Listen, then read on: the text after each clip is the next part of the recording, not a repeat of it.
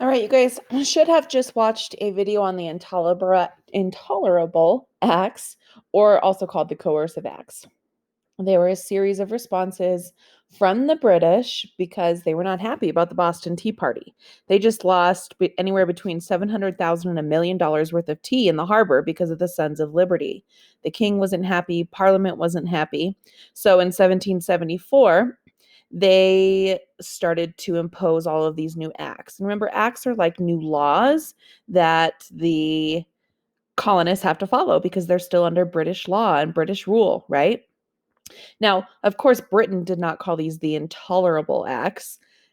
The colonists called them that because they would not tolerate them. They were the harshest laws that Parliament and the King have imposed on the colonists thus so far. So here's what they included. And this is what I want you to include on your slide today. The first one was the port of Boston was closed until the colonists paid for the destroyed tea, meaning no ships could go in and no ships could go out. That was a big deal to colonists. That's how they got their items in. That's how they exported goods and made money. It's also a very common way on how people traveled from one colony to another. They often traveled by sea. Now their port was closed. Second rule, the royal governor could ban town meetings, saying, even though he was across the ocean, he said, nope, citizens of Boston cannot meet together. The third one, British officials accused of crimes would stand trial in Britain instead of Massachusetts. So basically, meaning they were just going to get off scotch free, you know. And the fourth one, a quartering act. That was the one we already talked about the quartering act a little bit, but it allowed British troops to be quartered, which means housed in unoccupied colonial buildings and homes. But the kicker was the colonists would pay for it. So they had to pay with their taxes, their food, and where to live. While the king might have thought the stricter laws would make the colonists bow down, maybe, or chill out, he wasn't happy, right? After the Boston Massacre, the Boston Tea Party, things were not going well. But it did the opposite. It actually unified colonists, meaning they came together and they realized that punishment could happen to anyone. And all the food and supplies smuggled into Massachusetts, they smuggled it all in from all over America. So other colonies without those strict laws began helping Boston. So their response, besides being unified, we already said these were the harshest acts passed to this date at this time. Those colonists who were living in Boston would lose money from the Boston Port Act. That was the one that said no ships could go in and out of the Boston harbor. Almost all of the businesses stopped, and food became hard to come by and also very expensive. The colonists throughout the 13 colonies were furious and called for a convention. We will talk about what that means, what was that called, and who was at this convention next. If you would like to pause this video and go do your slide about the intolerable acts while it's fresh on your brain, that would be a good idea. Then go ahead and come back so we can get into this case file. All right, so today our investigation is, how did the colonists respond to the intolerable acts? Our key suspects today are the colonists and Great Britain. Here's some words you're going to need to know. The words committees of correspondence. The committees of correspondence was a network of messengers that sent communication between the colonies in the time period leading up to the Revolution. They didn't have phones. They couldn't call people. They couldn't even send letters without them taking days and days. So they had to come up with a way to send messages throughout the colonies, right? The next word, delegate. is a representative that attends a meeting on behalf of a larger group of people. We still have those today. We elect people from our cities and our counties and our states who go represent us in the bigger government, whether it's federal government or state government. So it's somebody who represents where you live and speaks for you. Militia sounds like military, but different, similar, but different.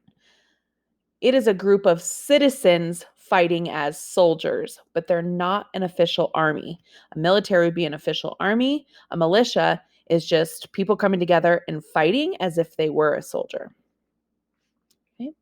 Here we go. The colonists take action after the Intolerable Acts.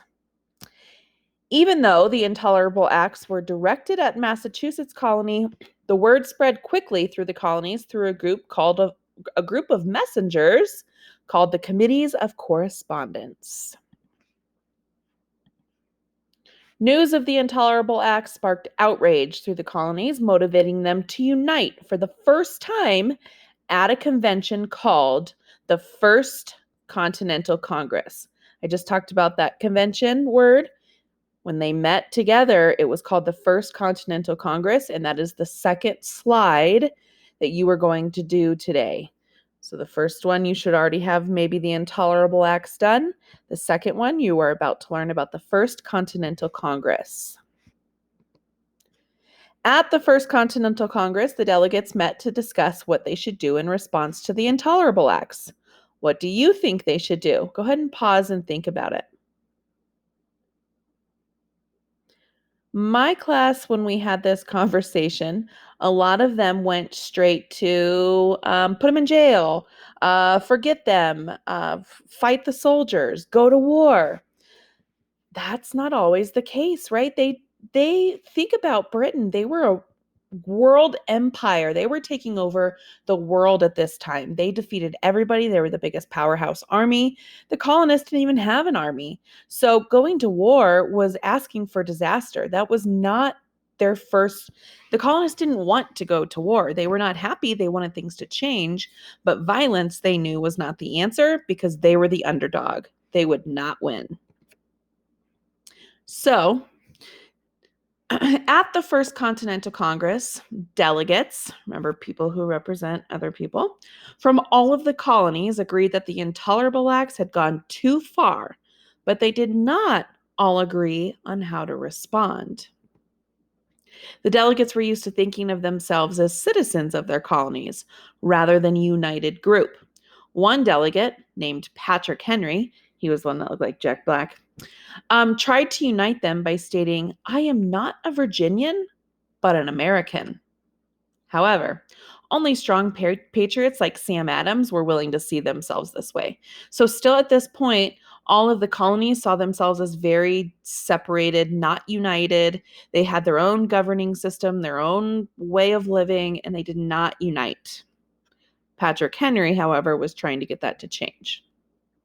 Some of these delegates were loyalists, meaning that they saw themselves as British first and foremost, American second, right? They were loyal to the king. And many of the delegates were somewhere in between.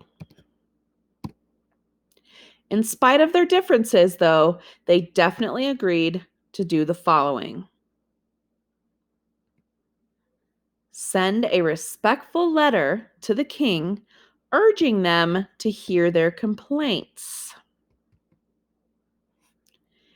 They also imposed a new boycott of British goods until the king would repeal the Intolerable Acts. Remember, to repeal is like to take away. And then they agreed to meet in a year if their methods did not work. So, as you can see, the Americans did not, or the colonists did not want to go to war right away.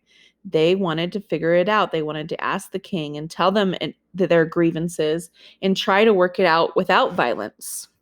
Spoiler alert, we know we eventually get to a war, but let's see what happened. Do you think the plan made at the First Continental Congress will work? We know, spoiler alert, it doesn't, but why do you guys think it did not work? Some thoughts of my class were The king was too proud. That Parliament was too angry for what had already happened. That they would not be able to find common ground. That England was too much in debt to repeal these acts, and that's all they cared about. After the First Continental Congress, so after their meeting, they go back to their colonies. Not all people were satisfied with the solution made by the delegates at the First Continental Congress. That means the citizens back in their colonies. They could be mad at those delegates, like, what? That's not what we wanted. Can you imagine being that delegate? Several colonies began to form militias. Remember, that means citizens coming together, fighting as soldiers, like you see in this picture, but not an actual military, just to be prepared in case that a more forceful solution would be necessary.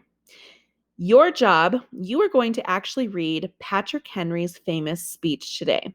It is written in Old English, so there are parts that are tricky to understand, but if you take your time and read it sentence by sentence and ask yourself, okay, what does this mean? What does this say? You'll be able to figure it out, and it's one of the most famous speeches in history. Boston was quick to create a militia. Boston was also the spot for all of this violence already, while other colonies debated whether this step would be necessary. In 1775, the Virginia government debated whether or not to form a militia. Remember, George Washington was in charge of the Virginia government. Some challenged the idea because they felt it would provoke a war, meaning they didn't want to go to war.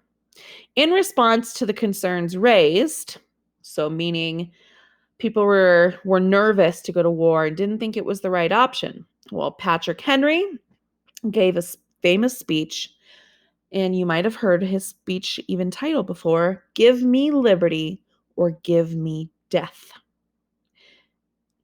He gave this speech at the meeting in Virginia, trying to convince them the need for a militia.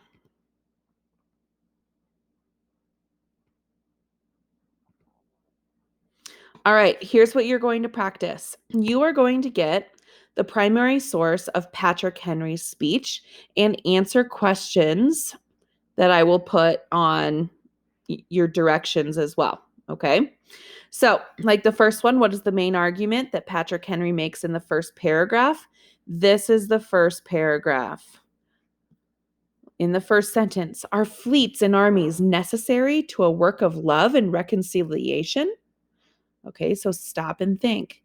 Do we need armies? Are they necessary? Okay, are armies necessary to a work of love and reconciliation? What does reconciliation mean?